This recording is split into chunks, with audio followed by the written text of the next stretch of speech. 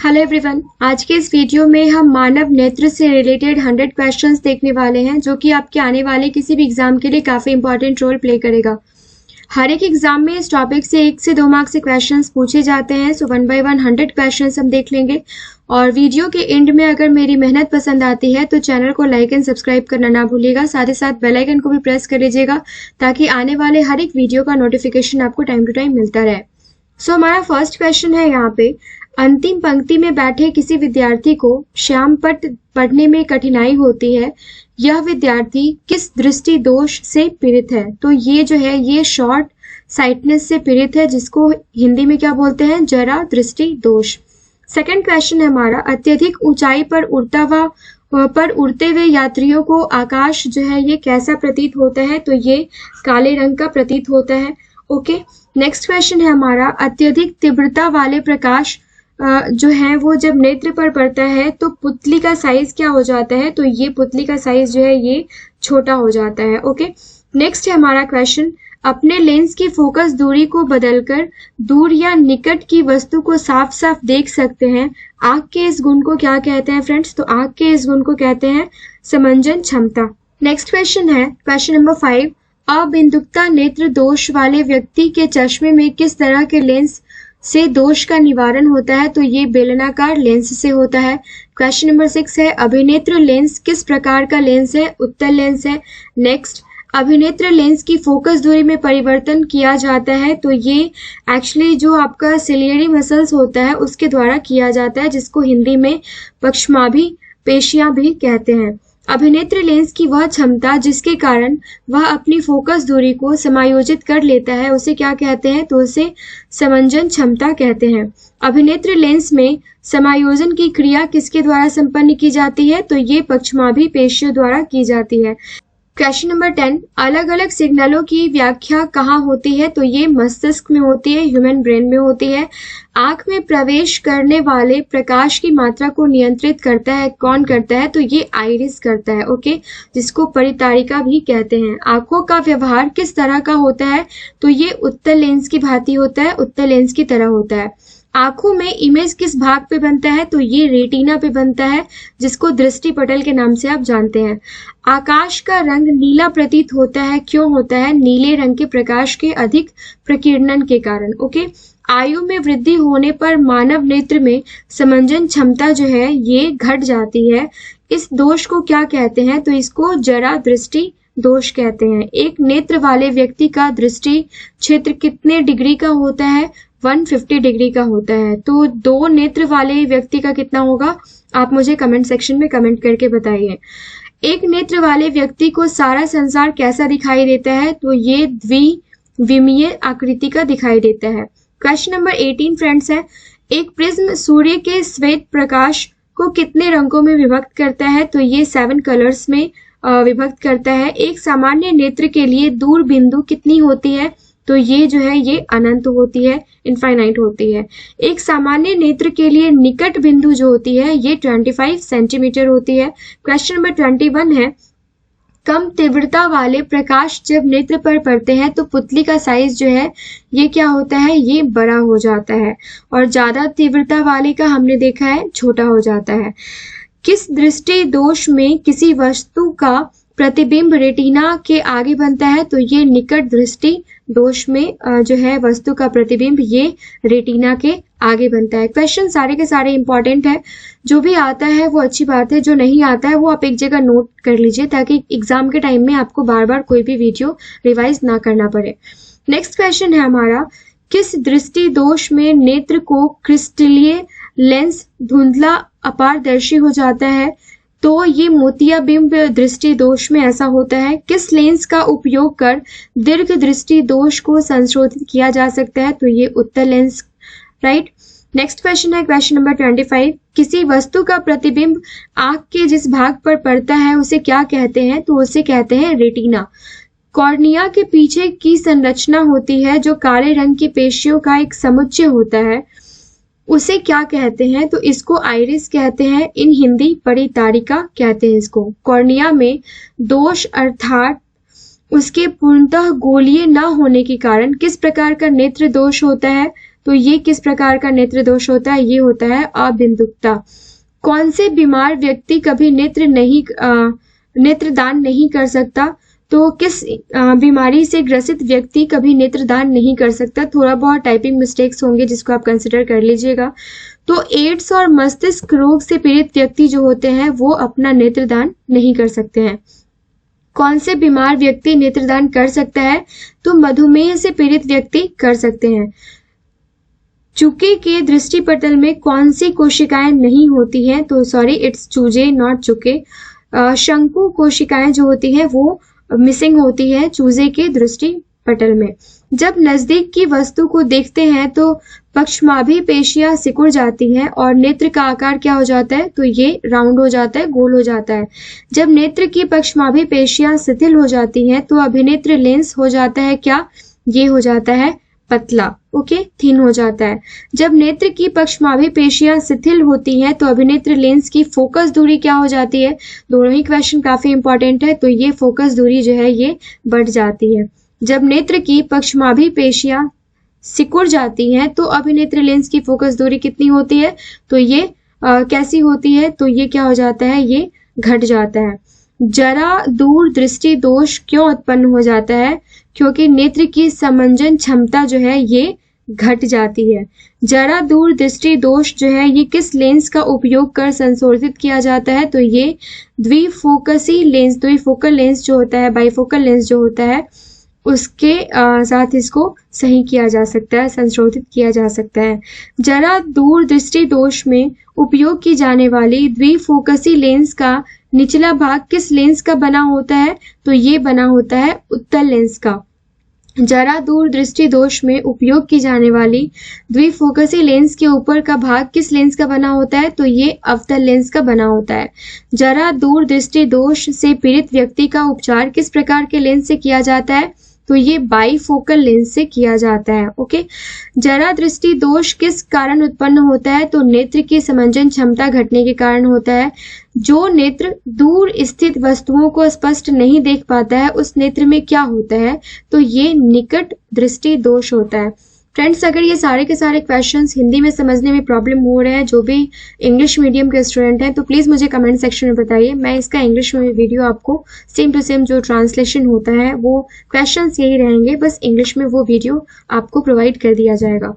Next question है, जो नेत्र निकट वस्तु को साफ नहीं देख सकता है उस नेत्र में क्या होता है? तो दूर दृष्टि दोष होता है। ये याद रखिएगा कि जो दूर स्थित वस्तुओं को स्पष्ट नहीं देख पाता है उसमें निकट दृष्टि दोष होता है, जस्ट अपोजिट।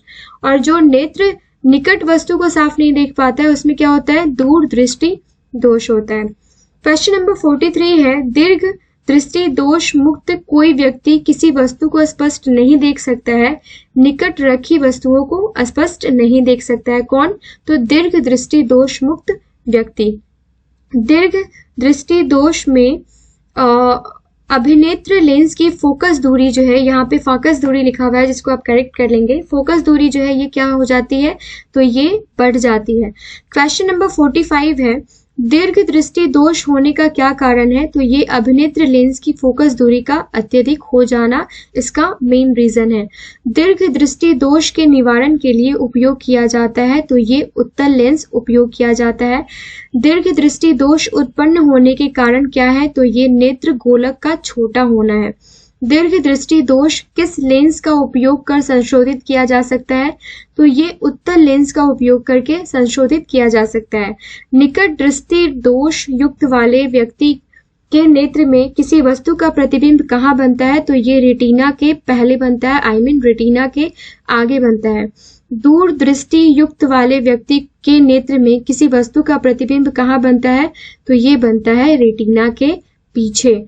क्वेश्चन नंबर 51 है हमारा, दूर दृष्टि वाली से पीड़ित आंखें साफ साफ देख सकती हैं, तो ये दूर की वस्तुओं को साफ साफ देख सकती हैं। क्वेश्चन नंबर 52 है, दृश्य प्रकाश में किस वर्ण का तरंगदैर्घ्य अधिकतम होता है? तो लाल रंग का होता है। और सबसे कम किसका होता है? वायलेट कलर का, ओके। नेक्स्ट क्वेश्चन है, दोष रहित नेत्र 25 सेंटीमीटर और अनंत के बीच रखी वस्तु को आसानी से देख पाता है, राइट। इसके बीच की दूरी को क्या कहते हैं? तो इसको कहते हैं विजन कॉम्प्लेक्स इन हिंदी दृष्टि परिसर। निकट दृष्टि दोष दूर करने के लिए किस लेंस का किस लेंस को यूज में लाया जाता है, व्यवहार में लाया जाता है? तो ये लाया जाता है अवतल लेंस को। क्वेश्चंस काफी बार रिपीट होते हैं ये सारे के सारे क्वेश्चंस। निकट दृष्टि दोष से पीड़ित व्यक्ति किसी वस्तु को स्पष्ट देख नहीं सकता है।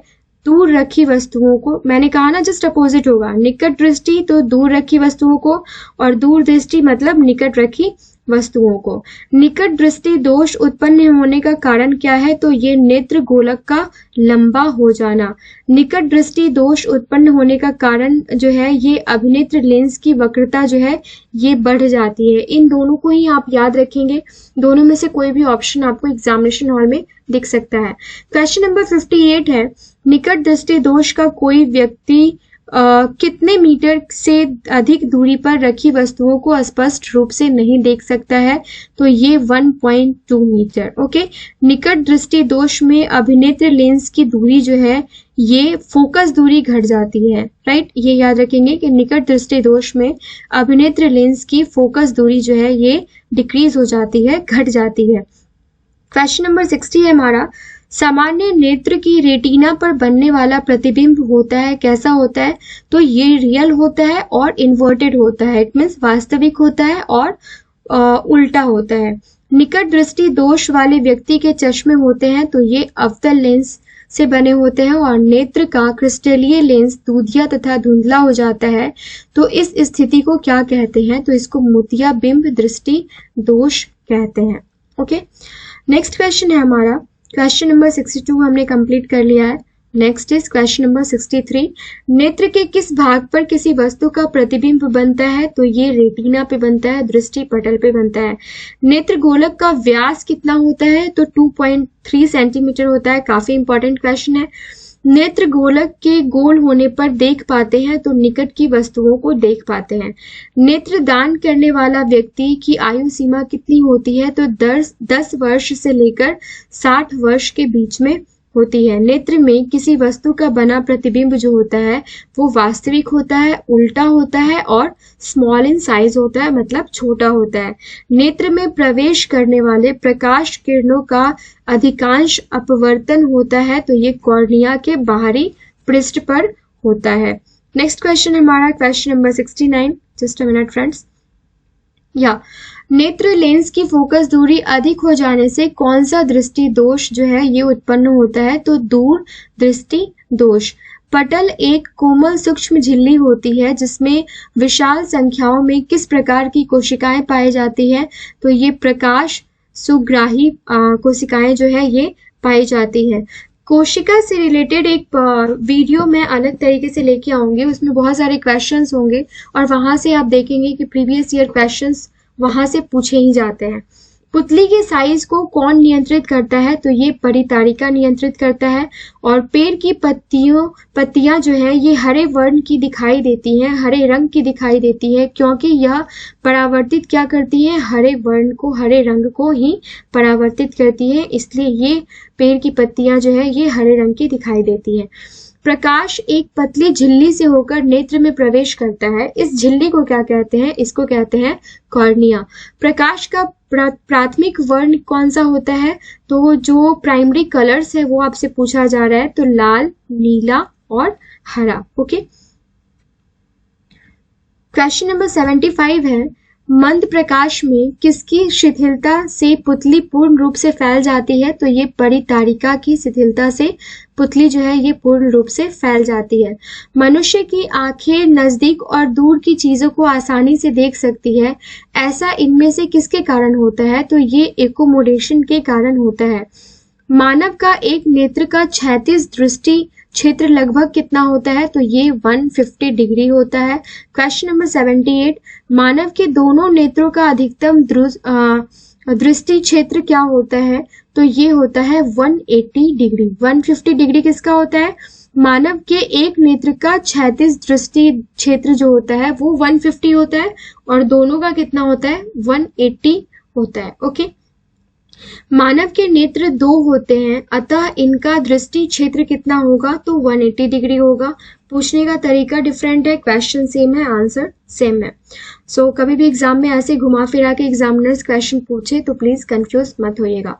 क्वेश्चन नंबर 80 क्या है? मानव नेत्र अभिनेत्र लेंस की फोकस दूरी समायोजित करके विभिन्न दूरियों पर रखी वस्तुओं को फोकसित कर सकता है, तो ये ऐसा हो पाने का कारण क्या है, क्यों संभव है ये? तो ये समंजन की वजह से संभव है। मानव नेत्र का कौन सा चित्र प्रकाश के लिए बिल्कुल सुग्राही नहीं होता है? तो ये अंध बिंदु। मानव नेत्र का कौन सा बिंदु प्रकाश के लिए अत्यधिक सुग्राही होता है? तो ये पीत बिंदु। मानव नेत्र में उपस्थित लेंस होता है तो ये उत्तल लेंस होता है। और मानव नेत्र में किस प्रकार का लेंस पाया जाता है? तो ये उत्तल लेंस ही पाया जाता है। सारे के सारे क्वेश्चंस काफी इंपॉर्टेंट है।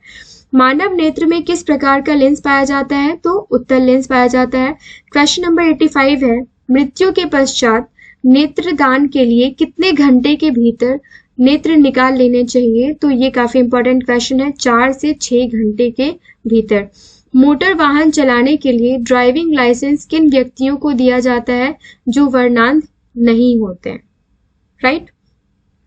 यदि किसी वस्तु का प्रतिबिंब रेटिना के पीछे बनता है तो वह व्यक्ति किस दृष्टि दोष से पीड़ित है? तो ये दूर दृष्टि दोष से पीड़ित है। काफी इंपॉर्टेंट क्वेश्चन है, ये नोट कर लीजिएगा। यदि पृथ्वी पर वायुमंडल नहीं होता तो आकाश जो है ये किस रंग का प्रतीत होता? तो काले रंग का प्रतीत होता। रेटिना द्वारा उत्पन्न विद्युत सिग्नल को मस्तिष्क तक कौन पहुंचाता है? तो ये दृक तंत्रिका जो है ये पहुंचाती है रेटिना द्वारा उत्पन्न विद्युत सिग्नल को। कहां तक? मस्तिष्क तक, ह्यूमन ब्रेन तक। रेटिना प्रकाश को परिवर्तित करता है तो ये विद्युत सिग्नल में परिवर्तित करता है। लाल गुलाब को हरे प्रकाश में देखा जाए तो यह कैसा प्रतीत होगा? तो ये लाल गुलाब को, रेड रोज को अगर आप हरे रंग के प्रकाश में देखेंगे तो ये ब्लैक कलर का आपको दिखेगा। लाल तथा नीले वर्ण के प्रकाश मिलने पर किस वर्ण का प्रकाश प्राप्त होता है? तो मैजेंटा नहीं होगा, मैजेंटा कलर होगा। लाल तथा हरे वर्गों के प्रकाश के मिलने पर किस वर्ण का प्रकाश उत्पन्न होगा? तो ये पीला होगा। ये क्वेश्चंस बहुत ही इजी हैं, लेकिन ऐसे बेसिक क्वेश्चंस आजकल एग्जाम में पूछे जाते हैं और ऐसे क्वेश्चंस पे हम फोकस करके नहीं जाते हैं। यही रीजन है कि हम गलत करके आते हैं। तो इन सारे क्वेश्चंस को आप नोट डाउन कर लेंगे। क्वेश्चन नंबर 94 है, वस्तु को हटा लेने के बाद भी नेत्र पटल पर प्रतिबिंब कितने सेकंड तक रहता है? काफी इंपॉर्टेंट क्वेश्चन है ये। तो 1/10 सेकंड तक रहता है। अगर किसी भी वस्तु को आप आंख के सामने है और उसको हटा लेते हैं तो 1/10 सेकंड तक उसका प्रतिबिंब जो है वो आपके नेत्र के पटल पर रहता है। क्वेश्चन नंबर 95, वायुमंडल के सबसे ऊपरी परत में अंधेरा मालूम पड़ता है क्योंकि धूल कणों की कमी से सूर्य प्रकाश का प्रकीर्णन नहीं हो पाता है। ओके। क्वेश्चन नंबर 96 देख लेते हैं, वास्तविक सूर्यास्त और आभासी सूर्यास्त के बीच लगभग कितने समय का अंतर होता है? तो ये जो है ये 2 मिनट का अंतर होता है। वास्तविक में सूर्यास्त जो होता है रियलिटी में, और जो सूर्यास्त हमें दिखता है कि हाँ अभी सूर्यास्त होना स्टार्ट हो गया, जो सन जो है वो निकलना स्टार्ट हो गया, उसमें 2 मिनट का डिफरेंस होता है। विद्युत सिग्नल कौन उत्पन्न करता है? तो ये प्रकाश सुग्राही जो है ये विद्युत सिग्नल को उत्पन्न करता है। शिकार करने वाले जंतुओं के 2 नेत्र उनके सिर पर विपरीत दिशाओं में स्थित होते हैं, अतः इनका दृष्टि क्षेत्र होता है तो ये अधिकतम होता है। राइट। सामान्य नेत्र की रेटिना पर बनने वाला प्रतिबिंब होता है तो ये वास्तविक होता है और उल्टा होता है। क्वेश्चन नंबर 100 जो कि आज का लास्ट क्वेश्चन है, ये है हमारे मस्तिष्क में दृष्टि का दृढ़ता का समय अंतराल कितना होता है? तो 1/16 सेकंड होता है। अब यहाँ पे नोट करने वाली बात है, 2 क्वेश्चन हमने देखा है। क्वेश्चन नंबर 94 हमने देखा है कि वस्तु को हटा लेने के बाद भी नेत्र पटल पर प्रतिबिंब कितने सेकंड तक रहता है? तो 1/10 सेकंड तक रहता है। और यहाँ जो क्वेश्चन नंबर 100 है ये कहता है कि हमारे मस्तिष्क में दृष्टि का दृढ़ता का समय जो अंतराल है वो कितना होता है? तो 1/16 सेकंड होता है। तो इन दोनों क्वेश्चन को आप नोट कर लीजिएगा ताकि आने वाले किसी भी एग्जाम में अगर ये क्वेश्चन आता है तो आपको कंफ्यूजन क्रिएट ना हो। Thank you so much friends. I hope ये वीडियो आपको पसंद आया होगा अगर कोई भी कमी नज़र आती है तो हमें कमेंट सेक्शन में कमेंट करके ज़रूर बताएं। A9 एजुकेशन फैमिली से जुड़े रहने के लिए थैंक यू सो मच। और अगर आपको हमारी मेहनत पसंद आती है तो चैनल को लाइक एंड सब्सक्राइब करके ज़रूर जाइएगा। मिलते हैं नेक्स्ट वीडियो में। Thank you so much.